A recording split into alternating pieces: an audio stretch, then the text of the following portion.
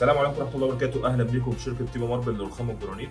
النهارده ان شاء الله معانا حلقه مميزه جدا عن حجر مهم جدا اتطلب مننا كتير في السوق المحلي، وطبعا زي ما انتم عارفين احنا عاملين سلسله الفيديوهات دي عشان نفيد الناس فيها في السوق المحلي. تيبو ماربل هي تخصص تصدير، ولكن بنعمل سلسله فيديوهات توعيه او بنعرف الناس اكتر عن الاحجار الجميله اللي عندنا في مصر هنا. من ضمنهم حجر مهم جدا اسمه حجر الهشمه، وده موضوع حلقتنا النهارده، فتابعوني ان شاء الله.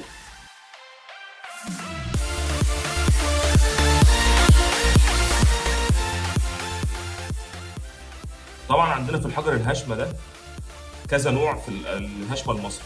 يعني عندنا مثلا الحجر الهشمي الهيثم، وحجر هشمي كريمي 80، وحجر هشمي راس، وحجر هشمي ابيض زجاج، وحجر هشمي سانت كاترين، وحجر هشمي احمر، وغيره من انواع كتير قوي اللي ممكن نتعرف عليها. ولكن النهارده احنا جبنا نوع منتشر، وخدنا نوع فضلنا نوع معين لانه بيتميز بالصلابه والشكل وسعره كويس ومتوفر، مش هتلف عليه عشان تلاقيه، وهو حجر هشمي الهيثم اللي انتوا شايفينه ده. طبعا انتوا دلوقتي شايفين قدامكم تركيبه معينه كده احنا عاملينها، هي طبعا دي اجزاء وانا هعرفكم عليها دلوقتي. طبعا اول حاجه معانا اللي هي الهشم الهيثم ده، دي التربيعه اللي بتركب في السور او في الاول دور عاشق ومعشوق زي قالب الطوب بالظبط، اللي هي بتبقى يعني واحده وجنبها واحده وجنبها واحده، وزي ما هوريكم دلوقتي هنا بصوا لها خلوص بيبات فيها الثانيه، يعني عكس عكاس. دي البيزك بتاعنا اللي هي الهيثم. عندنا هنا دي فتافيت السكر، دي بتركب فوق في السور زي ما انتم شايفين كده على الحليه بتاعتها. حلو، ارفع كده الكاميرا معايا على اوسع. عندنا هنا الفرنتوره بتاعت السور، دي الفرنتوره بتاعت السور، ودي في الاخر خالص بيبقى اسمها ظهر حيه. دي القطعه دي اسمها ظهر حيه زي ما انتم شايفين كده. طبعا التوليفه دي او التركيبه دي هنا جايب لك اخر السور، وده طبعا كله بيتجلد بيه السور. طبعا انتوا شايفينه من الهشمه ده الهيثم ده منتشر جدا في الفلل والاول دور في منشات كتير قوي. في كمان معلومه ان الحجر الهشمي الهيثم ما يفرقش شيء عن الاحجار الجميله اللي عندنا هنا زي الجرانيت والرخام، انه برضو عوامل التعريه بتاعته والمقاومه بتاعته عاليه جدا، وعمره طويل جدا، وبالعكس بيزيد جمال مع مرور الوقت.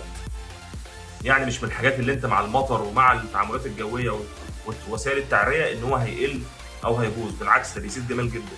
وعايز اقول لك بالمناسبه بيتعمل منه كمان مقاعد في الجناين، حاليا بيعملوا منه شغل جميل قوي في المقاعد في الجناين وحاجات زي كده، بحيث ان انت ممكن في جنينه فيلا او في اول دور عندك تستخدمه بشكل واسع جدا.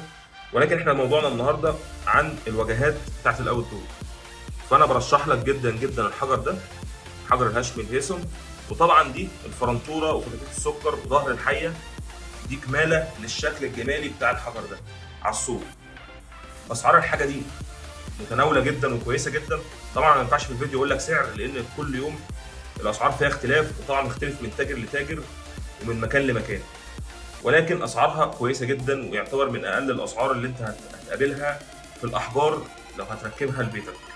النهارده حبينا نفيدكم بمعلومه زي دي ونقول لكم حلقه مهمه. وطبعا احنا بنوصيكم بالحجر ده لو انت عايز تجيبه في الاول دور لفيلتك او اي مكان ليك اول دور عايز تركب فيه حجر، انا ارشحه لك وانت مرتاح الحجر الهشمه المصري الهيثم. في انواع تاني ولكن احنا النهارده بنقول عن النوع ده. طبعا احنا بنعتذر للتاخير عليكم في الفيديوهات، ولكن احنا في تيبو ماربل بنحاول على قد ما نقدر نفيدكم بفيديوهات ونجيب لكم عينات نصور لكم بيها. الفيديو لو عجبك ان شاء الله اكتب لنا في الكومنتات ايه اللي انت محتاجه تاني في مجال صناعه الرخام والجرانيت والاحجار المصريه، وهنشرحها لك ونقول لك الفروق بين كل حاجه.